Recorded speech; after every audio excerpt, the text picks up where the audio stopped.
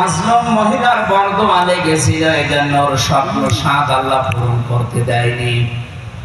এই পৃথিবীতে কোন মানুষ যদি টার্গেট নিয়ে এগিয়ে যেতে চায়, আর ওই টার্গেটের পেছনে যদি কোন মাজলুমের বর্দোয়া থাকে, আর্তনাদ থাকে, চোখের পানি থাকে, জীবনও সেই টার্গেটে আল্লাহ তাকে জিতে দেবে না। যদি দেয় তাহলে সূরা হুদ মিথ্যা হয়ে যাবে। যেভাবে হোক তাকে আল্লাহ সেট করে দেবে, কেটে দেবে। আপনি বলেন তো, সাত্তাদের স্বপ্ন পূরণ করায় বাধা ছিল মাত্র একজন, অসহায় বিধবা এতিম মজলুম মেয়ে মানুষ।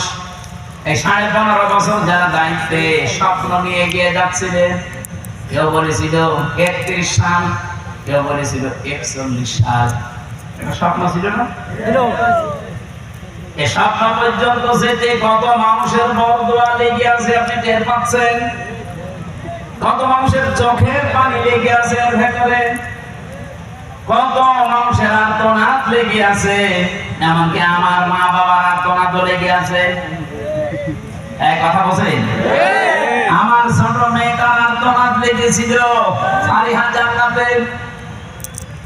এরকম হাজার হাজার এতিম সন্তান যারা বিধবা মেয়ে লোক, স্বামী নেই, সন্তান নেই,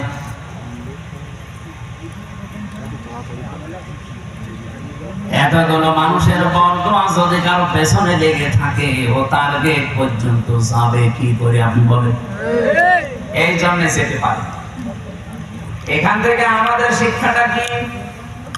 আমরা আগামীতে যারা এই দেশের দায়িত্ব নিতে চাই, যারাই হোক, যাবে তো একজন, আসবে তো একদল। যারা আসবে তারা তাদের টার্গেট নিতে গিয়ে কোনো মানুষের উপরে যেন জুলুম না করেন।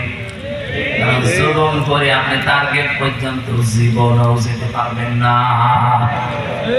সাদ্দাতকে যদি আল্লাহ যেতে না দেয়, আপনাকে যেতে দেবে কি করে?